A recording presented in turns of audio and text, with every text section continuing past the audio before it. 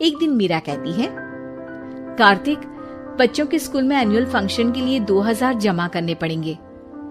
अरे अभी कुछ दिन पहले ही तो 10,000 जमा किए थे ना। हाँ, वो तो फीस और प्रोजेक्ट के पैसे जमा किए थे। अभी तो अगले महीने एडमिशन फीस और किताबों के पैसे भी जमा करवाने पड़ेंगे। 40 से 50,000 का खर्चा है।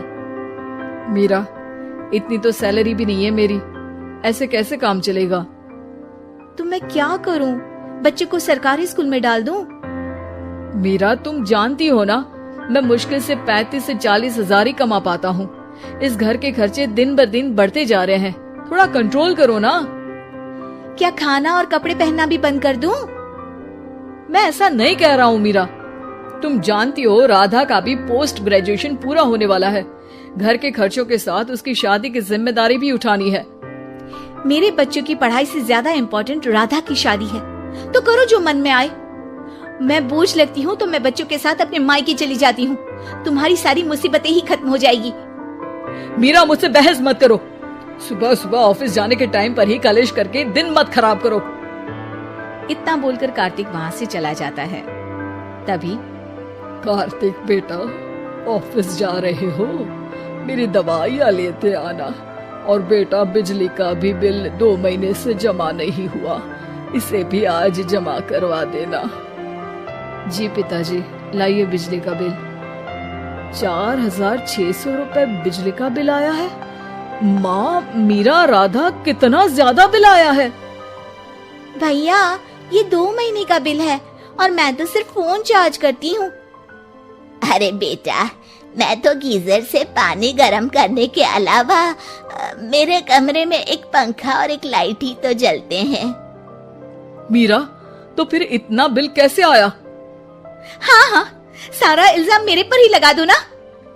भाभी, आप भी तो एसी चलाती हो, उससे भी बिजली का बिल बहुत ज्यादा आता है ना।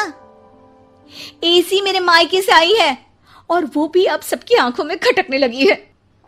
मीरा, अपना मुंह बंद करो और आज के बाद तुम एसी नहीं चलाओगी। माँ, आप भी अपना पानी धूप में गर्म करके नहाया करो। कार्तिक ये कहकर घर से ऑफिस के लिए निकल गया। घर से कुछ आगे जाते ही उसकी गाड़ी पंचर हो गई।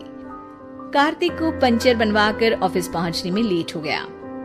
बॉस ने कार्तिक को अपनी कैबिन में बुलाया।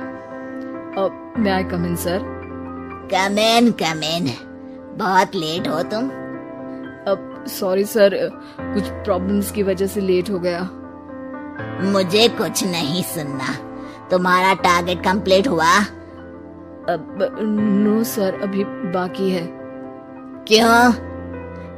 सर, मार्केट में बहुत रिसेशन चल रहा है, बिजनेस कहीं से मिल नहीं पा रहा। मैं अपनी तरफ से पूरी कोशिश कर रहा हूँ सर। मुझे तुम्हारी कोशिश नहीं चाहिए, मुझे बिजनेस चाहिए। अगर तुमसे नहीं हो पा रहा है तो तुम रिजाइन कर सकते हो। अब नहीं सर, मुझे इस नौकरी की बहुत जरूरत है। मैं अपनी फैमिली का सिंगल अर्निंग पर्सन हूँ। मेरी जॉब चली गई तो मेरी फैमिली प्रॉब्लम में आ जाएगी सर। इसका ख्याल तुम्हें रखना चाहिए। जाओ यहाँ से, और बिना बिजनेस लाए मुझे तुम अपना मुंह मत दिखाना।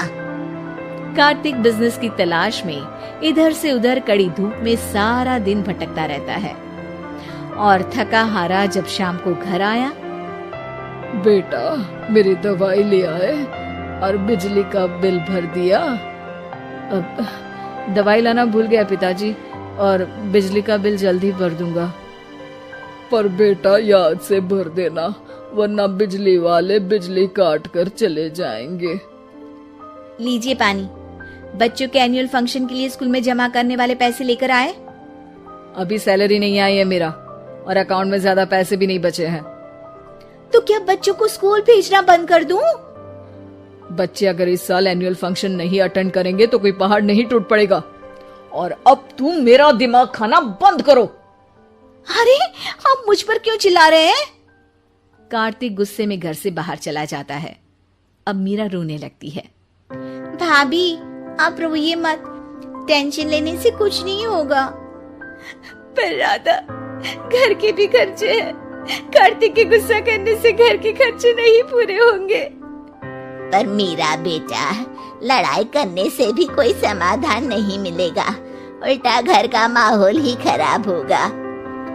पर मुझे लगता है हमें भी घर के खर्चों में हाथ बढ़ाना चाहिए। मुझे योगा सेंटर में जॉब का ऑफर मिला है, मैं कल से ही जॉब ज्वाइन कर लूंगी। वैसे तो मुझे भी सिलाई आती है, मैं भी लोगों के कपड़े सिलना शुरू कर देती हूँ। हाँ बेटा, मैं भी तुम्हारा घर के कामों में हाथ बटा दिया करूंगी और काज बटन लगाकर सिलाई करने में भी सहायता करूंगी। मीरा, मैं तुम्हारे बच्चों के साथ मोहल्ले के बच्चों को भी ट्यूशन पढ़ाऊंगा। इसी बहाने मेरा टाइम पास भी हो जाएगा। इस तरह से अब घर के सभी सदस्यों के सहयोग से पैसों की समस्या दूर हो गई और सब खुश रहने लगे। इससे हमें सबक मिलता है कि एकता में कितनी ताकत होती है।